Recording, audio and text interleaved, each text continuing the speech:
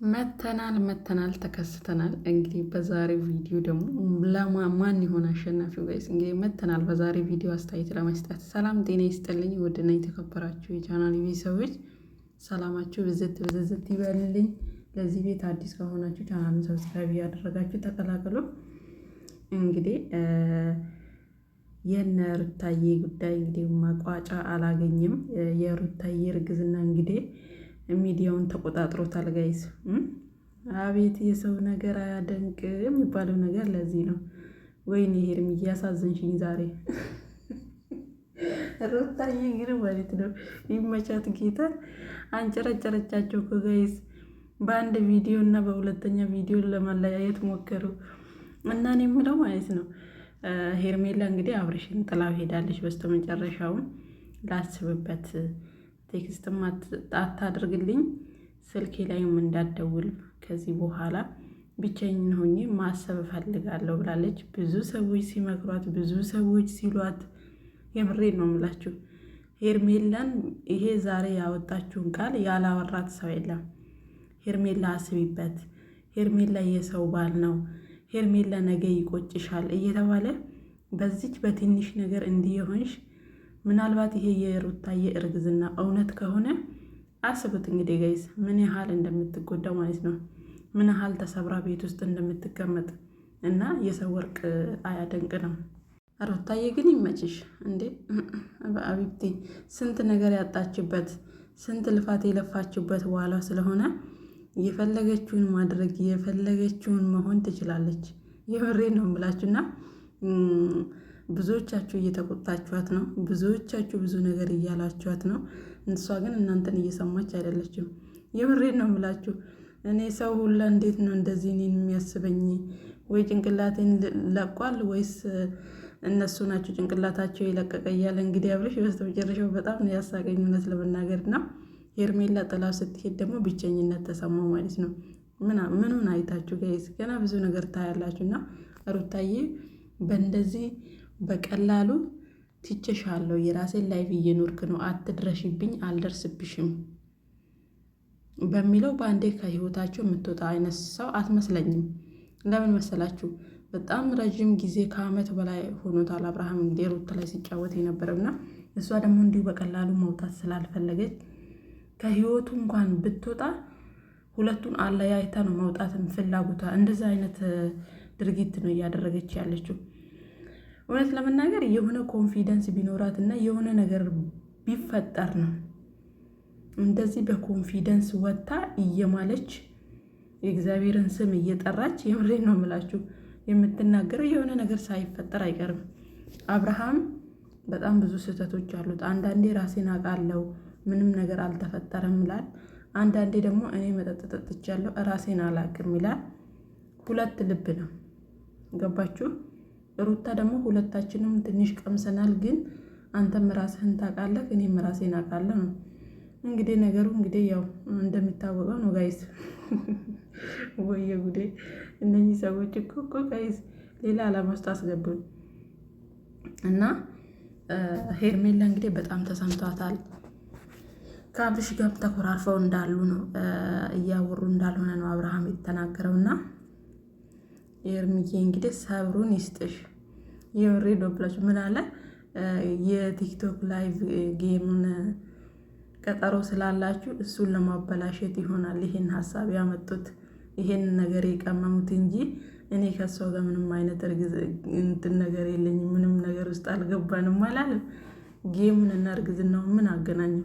ሲጀመር ተነጋግራችሁ ተደዋውላችሁ ተጠያይቃችሁ ተስማምታችሁ የቀን ቀጠሮ የጌም ቀጠሮ የያዛችሁት እናንተ ናችሁ። ድራማ እኮ ነው የሚተውኑት ጋይዝ። የምሬን ነው የምላችሁ ድራማ ነው እየተጫወቱ ያሉት።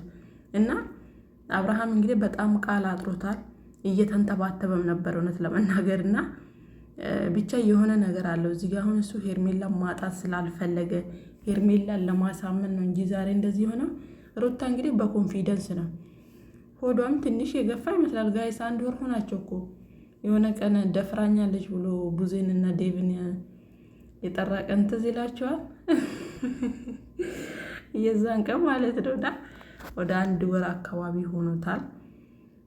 እውነት ለመናገር ቢያደርግላትና ከልጁ አባት ጋር አንድ ላይ ተመልሰው በዛ ላይ ደግሞ ሁለተኛ ልጅ መጣው ደስ ይላል። ነገር ግን ማለት ነው ሩታዬ ይህን ነገር ስታደርገው መቼም እኛ ሴቶች ያው እናውቃለን ይህን ነገር እንዲፈጠር ፍላጎት የኖራት የልዑልን ታይም እንዴት እንዳሳለፈችው ታውቃለች።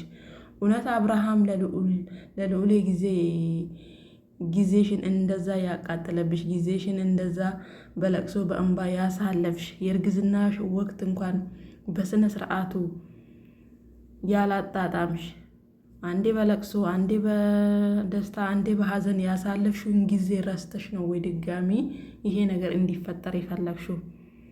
እኔ ጥያቄ የሆነብኝ ነገር ይሄ ነው ጋይስ። ማለት ያኔ ራሱ የልዑሌ ጊዜ ራሱ ምን ያህል እንደተንከራተተች ምን ያህል እንዳዘነች እናውቃለን። እንዴት ድጋሚ ከአብርሃም ሌላ ልጅ ፈለገች ነው? ለልዑሌ ብቻውን እንዳይቀር ፈልጋ ነው?